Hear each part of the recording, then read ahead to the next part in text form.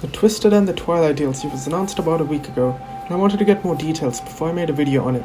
And now, thanks to a few blog posts and streams, I've compiled a list of changes coming to Warhammer 2. Let's kick things off with some changes made to the Eye of the Vortex and Mortal Empires maps. The Vortex map only has a few changes made to it, so I'll start with that first. There's a new settlement added to the Chill Roads just under the Hmong encampment, and this is where Thoth starts his quest to consume Ariel. A new province has been added in between the Obsidian Peaks and the Ashen Coast, called the Richwood. This is where Naestra and Arahan starts their campaign at. The Sacred Woods is another new forest province added to the Vortex map. It sits right in between Tlaxcalan and Zahotech, adding more lizards for Wulfar to kill. Let's move on to the Mortal Empires map, because this is where the more exciting additions are at. Most of the settlements and provinces I mentioned before have also been ported to Mortal Empires, just slightly moved around to fit the actual map, so I won't go into them again. Helpit finally gets its rightful ruler, Thoth the Unclean, who starts his campaign at war with the Norse dwarves of Krakatrak. Helpit itself doesn't have any changes made in terms of new settlements, but there is a new landmark building which buffs up all Clan Moulder monsters.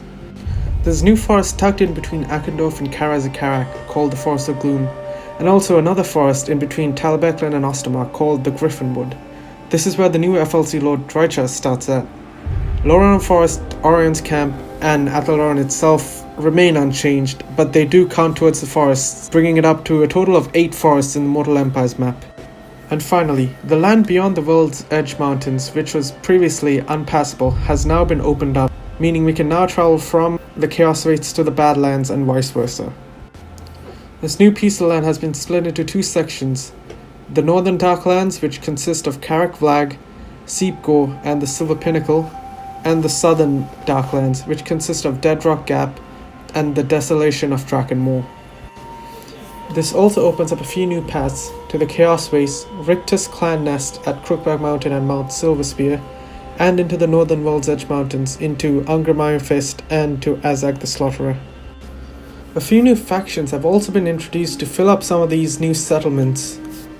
So we have the Heralds of Ariel starting in the Witchwood, led by the Sisters of Twilight, the Wargrove of Woe, led by Drycha in the Griffinwood, a greenskin tribe called the Broken Chains starting in the Obsidian Peaks, who from what I can gather are a bunch of orcs and goblin slaves who freed themselves from the Druki.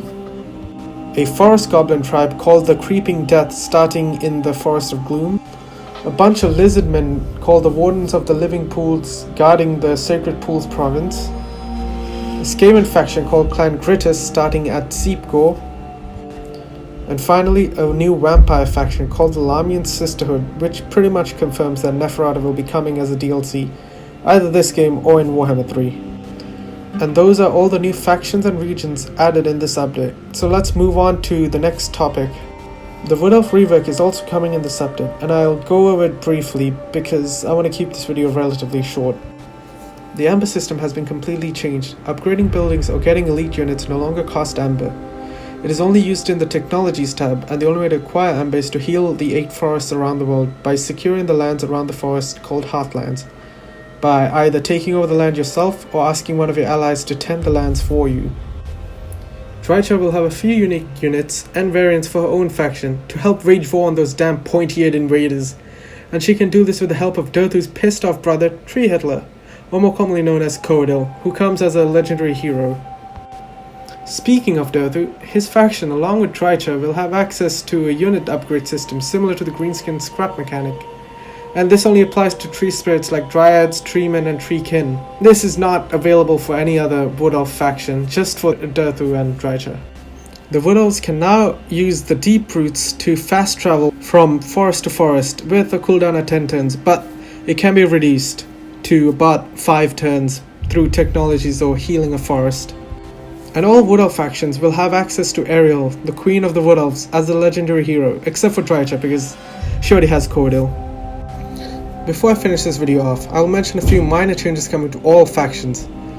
So first, we have the Damage Tracker, which is a new way of tracking how well your units did in battle and who was doing absolutely nothing. For example, Grimgore might have 0 kills by the end of a battle, which sounds really bad, but if you check the damage dealt, and it's in the thousands, you can tell that Grimgore wasn't just slacking off, but instead probably fighting something with a lot of HP. or one of your units got like 100 kills, but when you check the damage value of it, about 150. This means your unit was probably fighting some cheap infantry like zombies. You can now change the difficulty of the Chaos Invasion to make it feel like a true end times event, or just turn it off completely if you see it as just a nuisance.